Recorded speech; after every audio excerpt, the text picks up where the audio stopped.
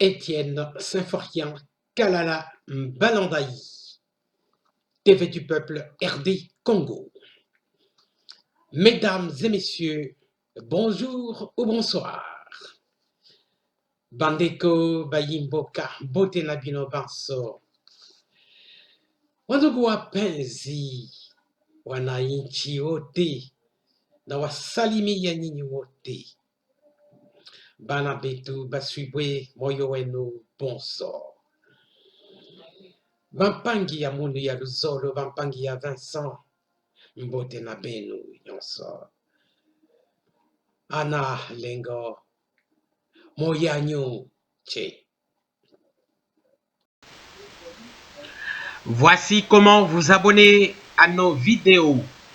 Il suffit de cliquer comme c'est indiqué par le curseur ou la flèche si vous voulez.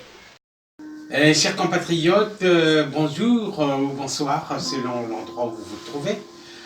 Alors aujourd'hui nous allons parler des sujets très sensibles parce que en ce moment il y a une menace imminente de balkanisation. On en parle beaucoup, bien que ce n'est pas faisable parce qu'on en parle depuis l'indépendance. Alors nous pensons que nous allons pouvoir nous soulever pour contrer ces velléités de balkanisation. Je t'aiderai à guérir, je te le promets. Chers compatriotes, on s'est déjà dit bonjour ou bonsoir. Voilà, on se retrouve encore ce soir. Bandeko Babolingo, Balabetu, Wandugu Penzi, Pampangi, Amono, il y a Vincent, Anna Lengu, voilà. Et c'est notre tradition dans tout, c'est nos langues, mais un jour ou l'autre, ces langues seront officialisées, nous pourrons réfléchir, raisonner, étudier, même à l'université, dans nos langues nationales, en Chiluba, en Swahili, en Kikongo, et dans les 4 langues nationales. Ok, comme on le fait en Tanzanie, au Kenya, avec le Swahili. Bon, c'est une langue bantoue, mélangée d'un peu d'arabe. Ben, on le fait aussi en lingala facile, en Chiluba facile, Kikongo facile, etc. facile. C'est pas grave, c'est la rencontre des cultures. Voilà, aujourd'hui, nous allons parler principalement de ce qui nous choque. Donc, les FARDC, où certains groupes des FARDC sont utilisés par des Congolais qui financent les FARDC, qui eux aussi remettent des armes ou des uniformes à des groupes armés, plus particulièrement à un groupe armé qu'on appelle NDC-R. Je ne me souviens plus ce que ça veut dire, mais c'est choquant. On nous parle des présumés ADF, finalement, nos FARDC, chapeautés par Kinshasa, mais le groupe des experts de l'ONU, il ne précise pas les noms de ceux-là qui financent ces FARDC-là, et ces FARDC qui vont se mettre ensemble et opèrent conjointement des opérations pour attaquer d'autres groupes armés, des Maïmaï, parce qu'ils se disputent sur les mines ou l'occupation des mines. Voilà. Nous allons parler de la crise. La crise, elle est toujours là. N'en déplaise à l'autorité morale du FCC-CACH, ou à l'autorité morale, comme on l'appelle. Aujourd'hui, c'est la mode, l'autorité morale, mais de l'utilisation de ce mot-là, autorité morale. Nous avons toujours su que les autorités morales sont des institutions, des associations, des personnes morales. Et aujourd'hui, on nous parle des personnes physiques qu'on appelle des autorités morales au Congo, des présidents honoraires, etc. Et voilà, il y a une crise. Il y a une crise.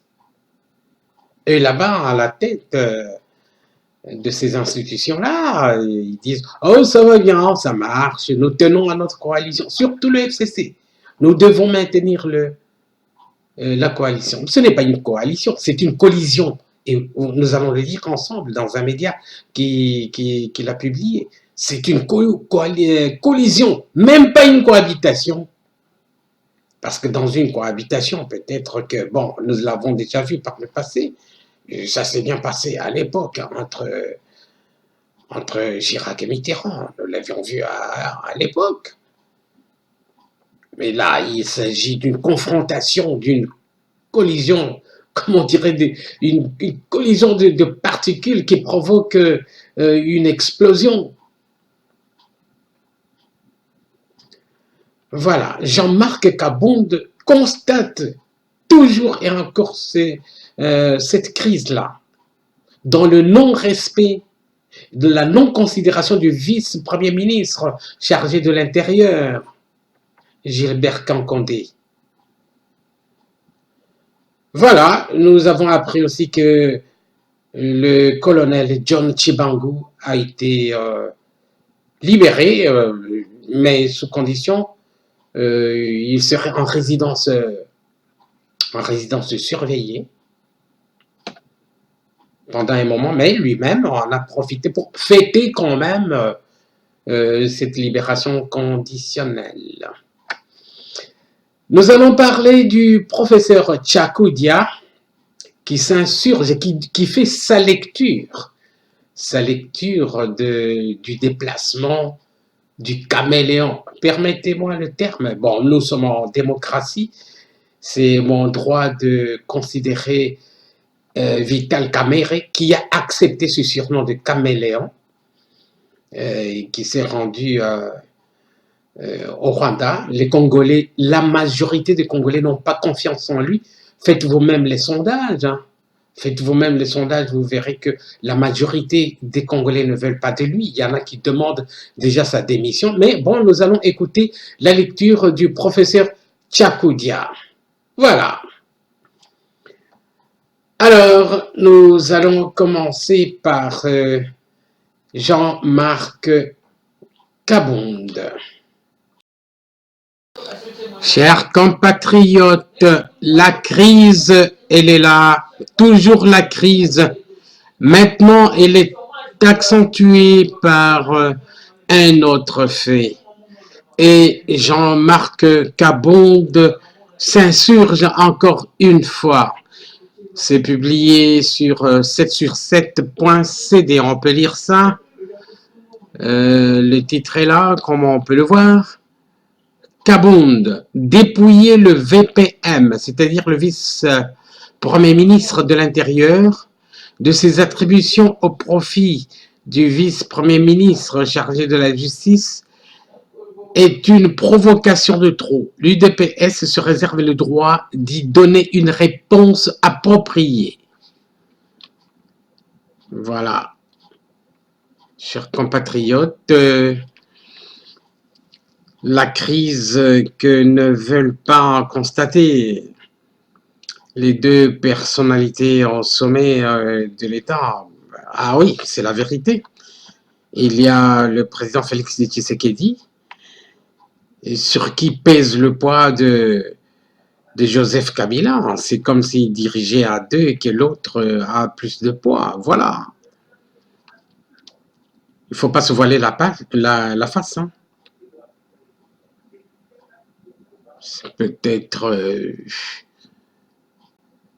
un gouvernement dirigé par Kabila. Bon, je soutiens Tshisekedi, mais bon, la vérité, c'est que ce que je vois, ce que je constate sur le terrain, comme ça par exemple, on va lire. Le premier vice-président de l'Assemblée nationale est monté au créneau lundi 6 janvier 2020 pour fustiger la décision du Premier ministre Sylvestre Ilunga Ilunkamba qui a confié au vice-premier ministre de la Justice la direction de la commission ad hoc sur la question de l'instabilité dans les institutions provinciales. Pour Jean-Marc Kabound, président intérimaire de l'Union pour la démocratie et le progrès social, en sigle UDPS, cette décision du chef de l'exécutif national est une provocation de trop à l'endroit du parti cher à feu Étienne Tshisekedi.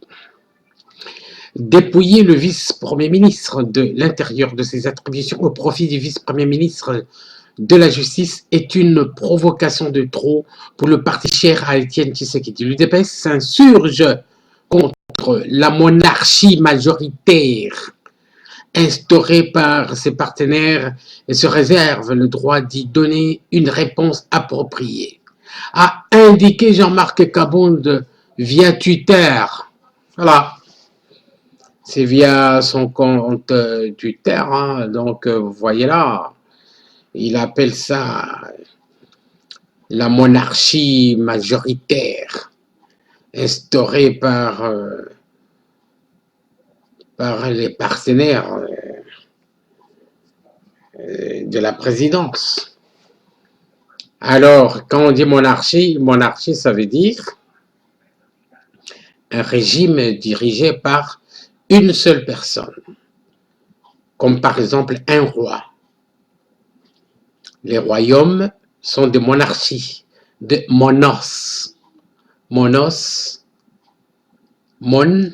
monos en grec, ça veut dire un. Monos. Et puis, archi, voilà. Archi, bon, on peut dire royaume, hein. Archi, quand on dit archi en grec ou archi, c'est pour signifier quelque chose qui est grand. Ouais. On dit par exemple archiduc, archevêque, l'évêque le plus grand, le duc le plus grand. Alors ici, c'est le plus grand qui est tout seul. Monarchie. Alors, est-ce qu'on peut interpréter par là que le pays est dirigé par une seule personne, Joseph Kabila et son FCC? Mais c'est ça que Jean-Marc Kabound veut dire.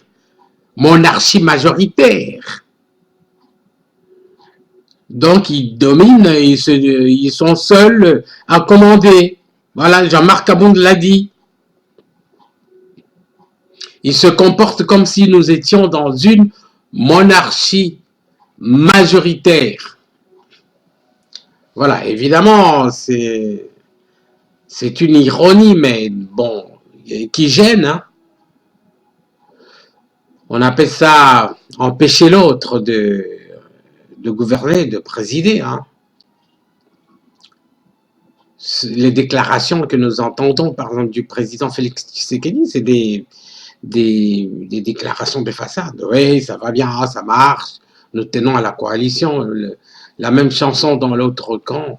Mais en réalité, il s'agit de ce que Jean-Marc Kabound est en train de décrire ici comme monarchie, monos, une seule personne, un seul camp qui dirige. Nous continuons la lecture. Le contraire est une aberration administrative et politique, car Gilbert Kankondé est le numéro 2 du gouvernement et c'est lui qui doit diriger cette commission voulue par le Conseil des ministres du 6 décembre, présidé par le président de la République, a souligné notre source. Il s'y de noter par ailleurs que cette commission interministérielle est chargée de examiner la situation d'instabilité qui prévaut entre les gouvernements et les assemblées provinciaux. Oui, les gouvernements et les assemblées provinciaux, oui. Quand le féminin et le masculin sont ensemble, bon, l'adjectif au pluriel prend le masculin, parce que c'est le masculin qui domine. On ne va pas dire le gouvernement et les assemblées provinciales, non. Les gouvernements et les assemblées provinciaux des 4 provinces, Ituri, Sankuru, Olomami et Congo central. Proposer des mesures concrètes en vue de la normalisation des rapports entre les institutions provinciales et ramener la paix dans toutes les provinces. C'est par Jephté Kitsita de 7sur7.cd. Voilà, chers compatriotes, ce qui se passe.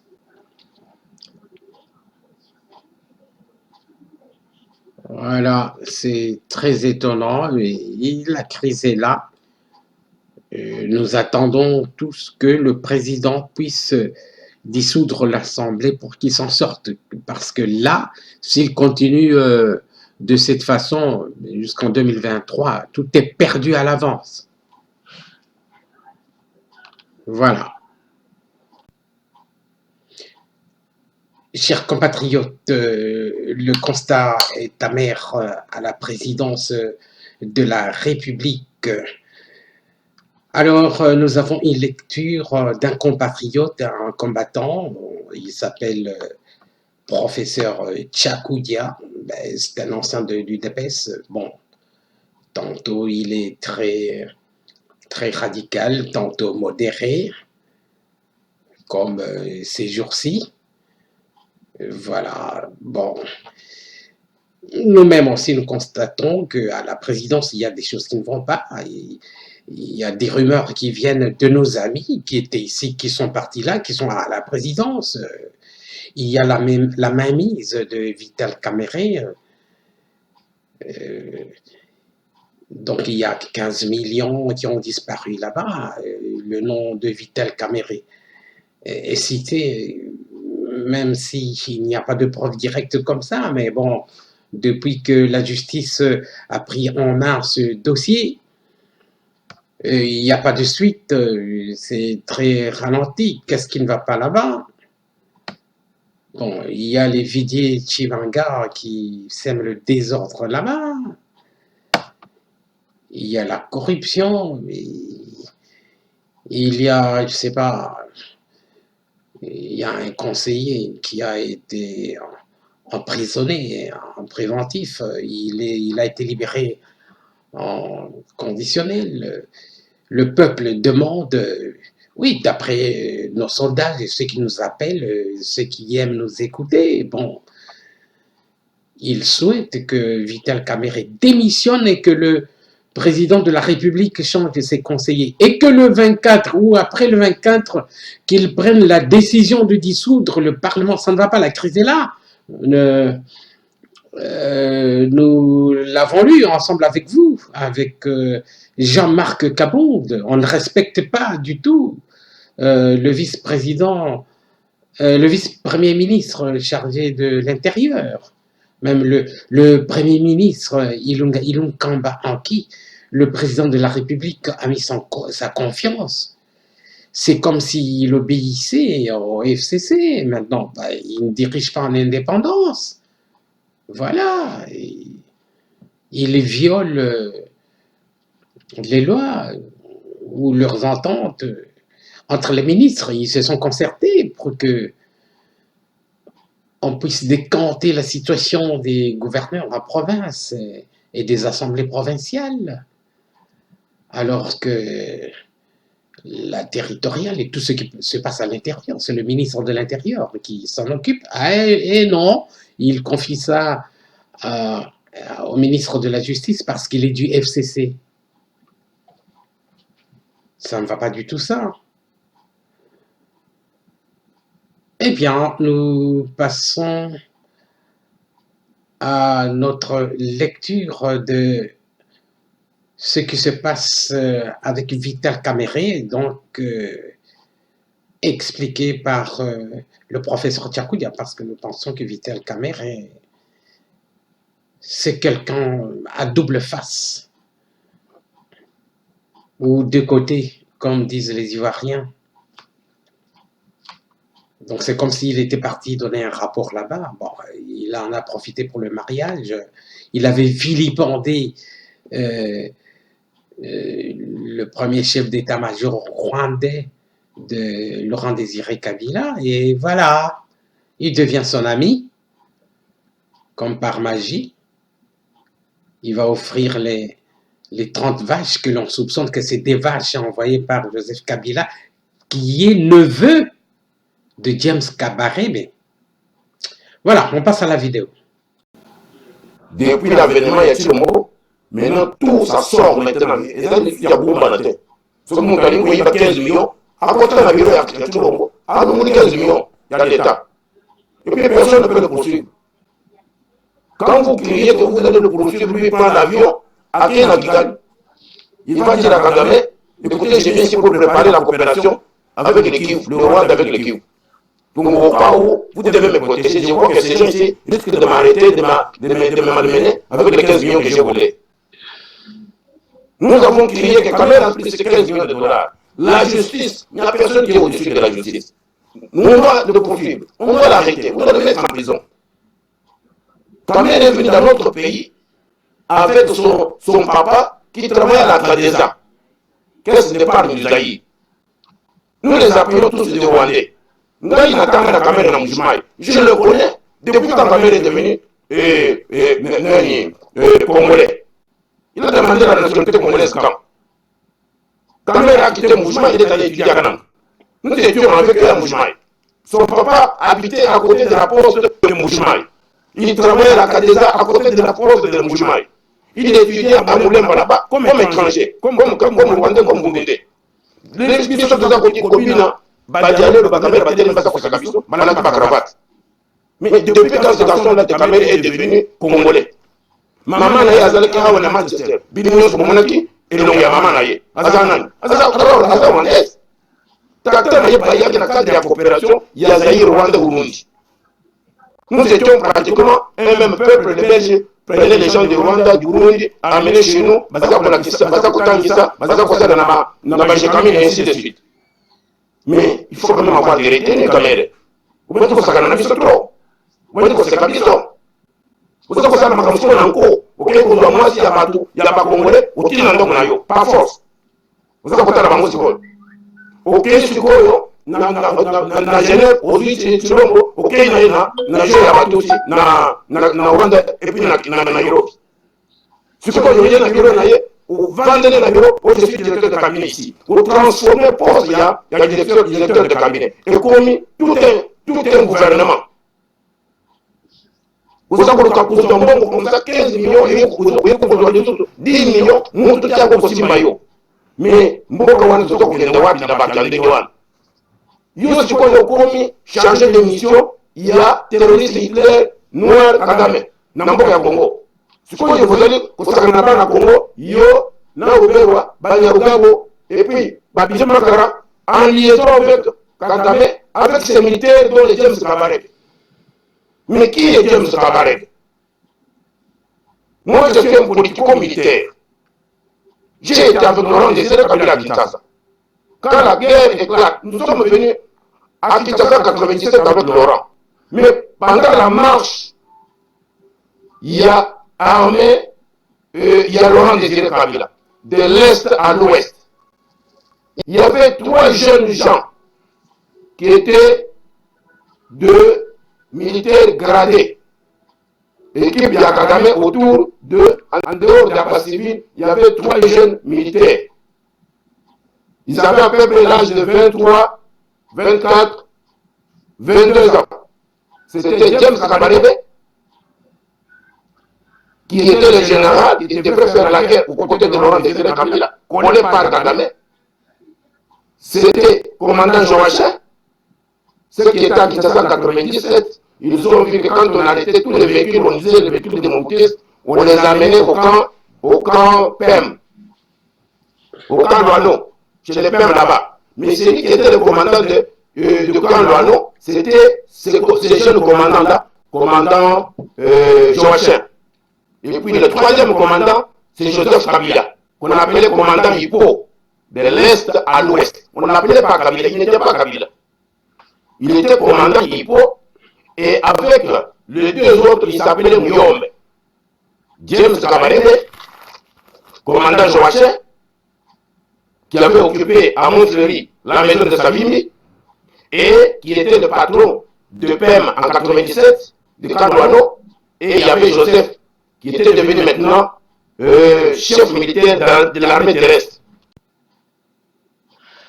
Chers compatriotes, quid, la tête apparaît bite.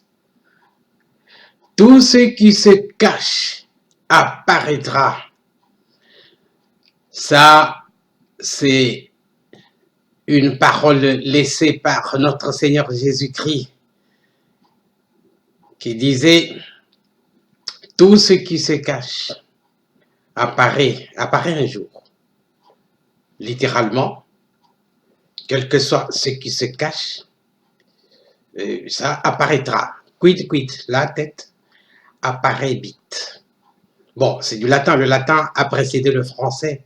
C'est pourquoi ces proverbes, on les cite de temps en temps parce que le français qui dérive du latin, et pendant plus de 2000 ans, on a mal parlé le français selon les régions et du côté de la France, ça a donné le français. Voilà, la tête, latere, du verbe latere ou latere, se cacher, qui a donné le mot latin, qui se cache, apparaît bite. Bon, apparaître, ça ressemble.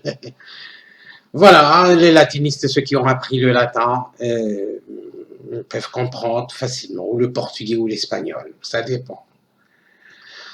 Alors, il y a des Congolais qui financent certains généraux des FARDC, qui eux-mêmes financent des groupes armés. Ces groupes armés appartiennent à ceux qui sont au pouvoir, dans la Kabylie. Et ça, c'est les experts de l'ONU qui ont fait des recherches et qui ont découvert cela.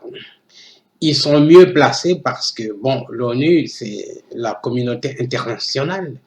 Eux-mêmes aussi ont été complices avec des casques bleus musulmans qui ont financé des mosquées. Bon, d'accord. Comme c'est eux qui le disent, ben, nous croyons, nous faisons foi en ce qu'ils disent. Et pas seulement eux. Dans une sortie médiatique, Azaria Sourouberois a dit la guerre qui est à l'Est. Mais c'est les politiciens qui sont au pouvoir. Il le sait mieux parce que lui, c'est un cheval de Troie du Rwanda. Vous savez, quand on dit cheval de Troie, ben, ça fait allusion à la mythologie grecque, ou peut-être l'histoire grecque. Ben, ça s'est passé dans les années 300 avant la naissance de Jésus, dans l'Anatolie, dans ce qu'on appelle aujourd'hui la Turquie. Les Grecs sont partis faire la guerre là-bas. Ils ont construit un cheval en bois géant. Ils se sont cachés dans ce cheval-là. Et bon, personne ne se rendait pas compte. Bon, ils ont livré bataille, ils ont gagné la bataille. Alors, quand il y a un ennemi qui se cache quelque part, on dit cheval de Troie. Il y a même des virus, des programmes informatiques qu'on lance pour espionner les gens, on les appelle des virus qui s'introduisent dans les ordinateurs en ignorant des antivirus. Ils entrent là, on les appelle cheval de Troie. Donc, Caméré, c'est un cheval de Troie. On ne connaît pas l'identité exacte. Bon, on connaît son identité. On sait que c'est un Burundo-Rwandais, congolisé. Bon, il a passé tout son temps au Congo avec ses parents, les études, tout ça. Bon, dans des pays où il y a un état de droit, on acquiert la nationalité par la naturalisation, mais bon, comme c'était une république bananière avec Mobutu, ensuite Laurent Désiré du désordre, les gens viennent comme ça, ils prennent la carte d'identité comme ils veulent, et voilà, il est congolais, il se trouve dans les institutions.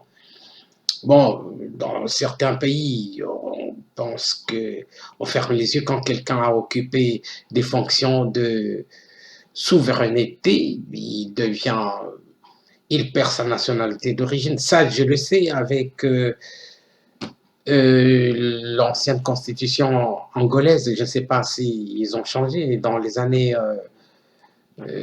85 ou 90, j'ai lu en Angola, dans une brochure, que un citoyen étranger qui occupe un poste de souveraineté nationale, un policier, un militaire, il perd automatiquement sa nationalité d'origine. Ça, je l'ai lu en Angola. Voilà. En portugais. Voilà. Parce que je suis professeur aussi en Angola. Voilà, pour ceux qui ne le savent pas. Bon, je ne vais pas m'étaler là-dessus. Et voilà, pour ne pas perdre notre fil, il s'agit des chevals ou des chevaux de Troie ou du cheval de Troie Robert-Roi qui confirme ce que l'ONU, ce que les experts de l'ONU ont découvert. Eh bien, pour ne pas perdre le temps, nous allons le lire ensemble et vous serez choqués, chers compatriotes. Alors, nous demandons au président de la République de prendre les choses en main. Est-ce qu'il a été roulé dans la farine? Qu'est-ce que je peux dire? Il a été roulé. Il ne savait pas qu'il y avait des FARDC qui distribuaient des uniformes à des groupes armés pour combattre d'autres Maïmaï, d'autres groupes armés. Il ne le savait pas. Eh bien, s'il ne le savait pas, c'est le moment de punir. C'est le moment de désinfiltrer l'armée. C'est le moment de changer les généraux. Il ne faut pas se fier à Kabila. Kabila n'est pas votre ami, Excellence président de la République. Kabila n'est pas votre ami. Il sait tout ce qui se passe à l'Est. C'est un dictateur, un sanguinaire, un autre cheval de Troie, un traître. Voilà, on passe à la lecture. Alors, mbote Dabino, bandeko babolingo, tozali na information moko choquant, makambo oyo tozali kotanga awa ya 7sur7.cd, eza makambo kitoko te, ezosala pasi na matoi pe na miso, tozokoka kotanga te. Donc balobi awa ke ba FARDC bazwi minduki bapesi na groupe rebelle moko kombo nango NDCR. Donc jour mosusu kaka ba même FARDC wana bayokani na ba NDCR, donc groupe moko armé illégal ou rebelle, bayokani bakende ko attaquer groupe moko ya ba maïmaï, bango pe ba soki ba maïmaï bake ko attaquer ba maïmaï mosusu, soki ba rwandais, soki ba maïmaï et rwana kutu na ebité soki nini NDCR. Bon, totanga nanu, donc ezali information ya 7sur7.cd. Voilà. Le groupe d'experts de l'ONU révèle que certains membres des FARDC continuaient de transférer du matériel au groupe armé NDCR. Chers compatriotes, ça fait très mal. Des membres des FARDC qui continuent de transférer du matériel au groupe armé NDCR. C'est publié par le groupe d'experts de l'ONU. Voilà. Alors, quand Robert disait que dans les groupes armés de l'Est, qu'on appelle les présumés ADF, parce qu'on sait que ce n'est pas des ADF, qu'on suppose que c'est des ADF, ou qu'ils sont mélangés, ou qu'il y a des islamistes parmi eux, mais on se rend compte maintenant que Roubaix-Roy disait qu'il y a des Congolais qui sont impliqués dedans, qui financent à l'Est.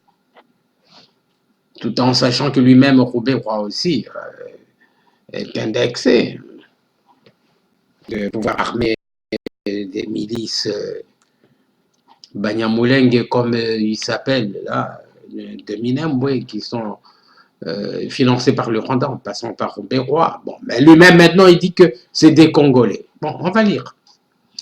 Le groupe d'experts de l'ONU a établi que certains membres des FARDC continuaient de transférer du matériel au NDCR, ainsi que cela avait déjà été documenté dans les rapports précédents. Ces éléments sont contenus dans son rapport publié le 20 décembre 2019 et adressé à la présidence du Conseil de sécurité de l'ONU. Créé par Guidon Chimiré en 2015,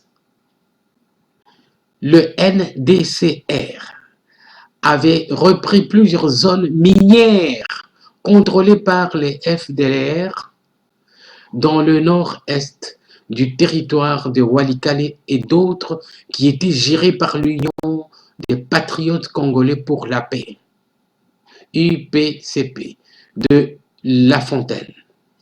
Ce groupe armé est aujourd'hui aussi influent au sud de Lubero. Oh là là, des FDLR. C'est grave ça. C'est grave ça. Et qui est La Fontaine? Ok, on continue. Le groupe d'experts dit avoir obtenu 3 vidéos tournées en juin-juillet 2019. Oh là là, juin-juillet 2019. Donc ça veut dire que pendant que le président Félix Tshisekedi est là. Le savait-il? Était-il roulé? On a entendu plusieurs fois qu'il se disait que même si je dois mourir, c'est à cause des phénomènes comme ça. C'est pour ça qu'on dit qu'il n'était pas maître de la situation sur le terrain. Et à la fin décembre 2018, qui ont été authentifiés par ses soins et par une source connaissant bien le NDCR. Il a également interrogé 14 combattants en activité ou récemment démobilisés du NDCR. Ça, c'est sûrement des milices financées par les multinationales. Dans la première vidéo, un policier en poste dans le centre de Massissi a affirmé qu'en mai 2019, des combattants du NDCR avaient passé une journée dans une position des FARDC près du village de Mukohwa et que le 10 mai 2019, des membres des FARDC avaient remis 5 boîtes de munitions, 14, à des éléments du NDCR basés à Louachi, explique le rapport. Dans le même document, il est également fait mention d'opérations conjointes impliquant FARDC et groupes armés.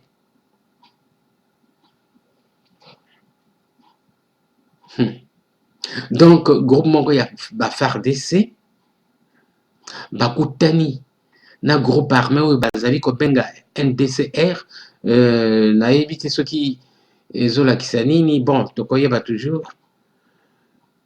Donc, Bakutani, Bayokani pe. Ah, vraiment, c'est grave. Le policier a également déclaré que des membres des FARDC et des combattants du NDCR poursuivaient ensemble des combattants de l'APCLS à Boabo. Le groupe d'experts estime que cette opération conjointe est liée aux combats qui ont opposé le NDCR et l'APCLS dans les groupements de Biri, Bapfuna, Boabo et Banyungu au cours de la seconde moitié du mois de mai 2019, dit le rapport.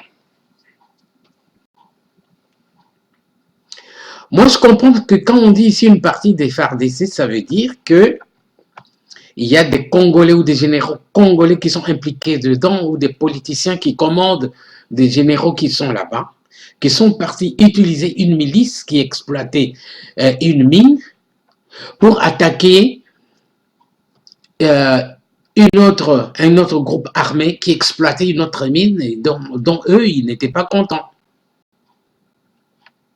Donc, ce qu'il y a ici, il s'agit d'un conflit minier. Voilà.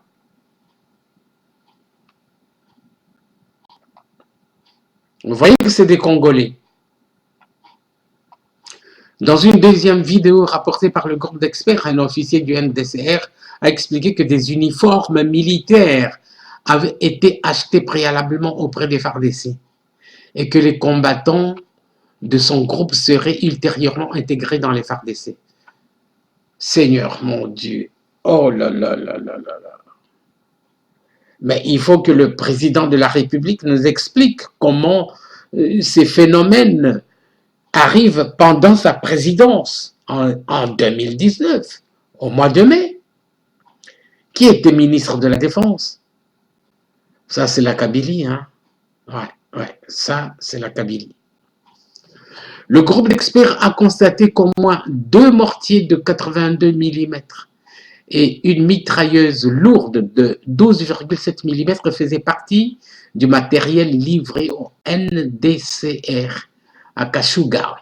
Selon lui, outre qu'il s'agit d'une violation manifeste de l'embargo sur les armes, le fait que certains membres des FARDC aient transféré des armes lourdes à un groupe armé, en l'occurrence au NDCR, est particulièrement préoccupant, notamment parce que ces armes risquent d'être employées dans une zone civile densément peuplée, ajoute ce rapport. Les membres du groupe d'experts sur la République démocratique du Congo, dont le mandat a été prorogé jusqu'au 1er août 2020, en application de la résolution 2478 en 2019, du 26 juin 2019, ont été nommés par le secrétaire général le 29 juillet 2019. Voilà, l'information s'arrête là, chers compatriotes. Vous ne rêvez pas, chers compatriotes, ce que vous voyez là et vous entendez, c'est bien une réalité. Il y a des groupes armés qui appartiennent à des Congolais qui se trouvent bien à Kinshasa et qui commandent une partie des FARDC. Et vous voyez bien que des FARDC ont distribué des tenues militaires à un groupe armé. À qui appartient ce groupe armé? NDCR. Sa lumière doit être faite. Peuple congolais, il est temps qu'on mette la main sur ces infiltrés et sur ces, je ne sais pas comment il faut les appeler, des rebelles ou des traîtres.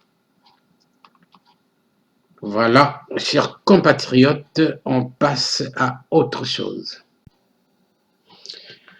Voilà, nous avons une information ici de la libération du colonel John Tchibangu, mais quand il s'était révolté, bon, il s'appelait Général Tchibangu. Il est plus connu dans la population comme Général Tchibangu, mais bon, officiellement c'est colonel John Tchibangu. Voilà, nous allons lire, mais vous ne verrez pas le texte. Permettez. Je m'excuse, j'avais soif. Une façon de mouiller aussi la bouche quand elle devient sèche après avoir beaucoup parlé. Voilà, nous allons essayer de lire. Voilà. Politico.cd. Mis en liberté conditionnelle, John Tchibangu célèbre sa sortie de prison.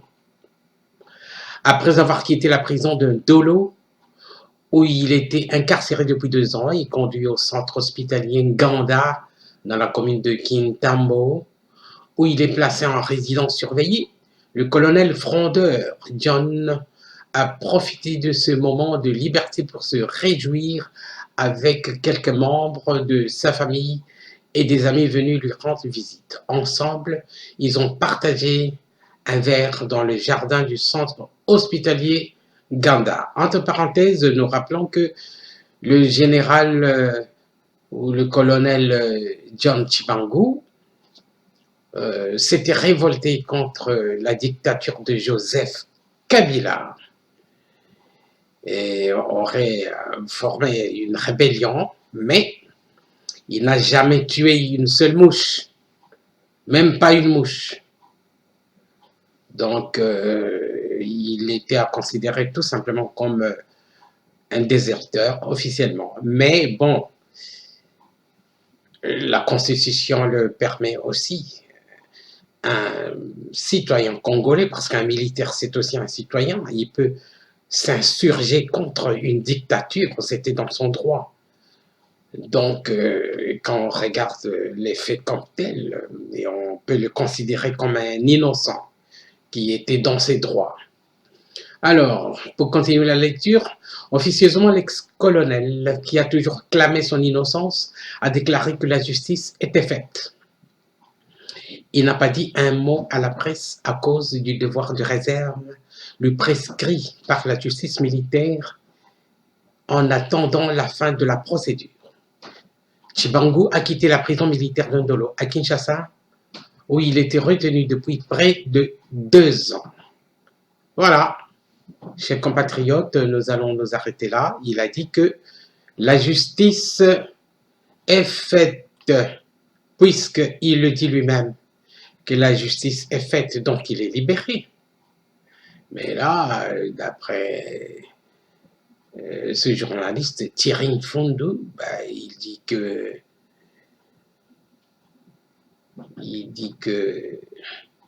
il est en résidence surveillée, mais quelqu'un qui est en résidence surveillée qui dit que la justice est faite, bon, il sait lui-même ce qu'il dit. Et là, on peut lire un paragraphe que je n'ai pas lu. L'officier fraudeur pourrait ensuite être transféré dans un lieu qui devra être tenu secret pour des raisons de sécurité. On le disait malade, c'est pourquoi en 2016, il avait sollicité une libération conditionnelle. La requête avait été rejetée par la justice militaire qui a finalement opté pour cette solution, même si son état de santé s'est entre-temps amélioré, à en croire ses proches. Et selon nos sources, le colonel John Chibangu pourrait finalement bénéficier d'une libération conditionnelle, voire d'une mesure de grâce, ont-ils déclaré à la Radio France Internationale, RFI en sigle. Point final. On se reverra une prochaine fois, chers compatriotes.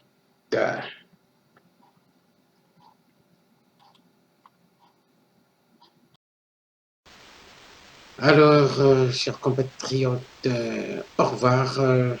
Butikala malamu, benubikala mbote.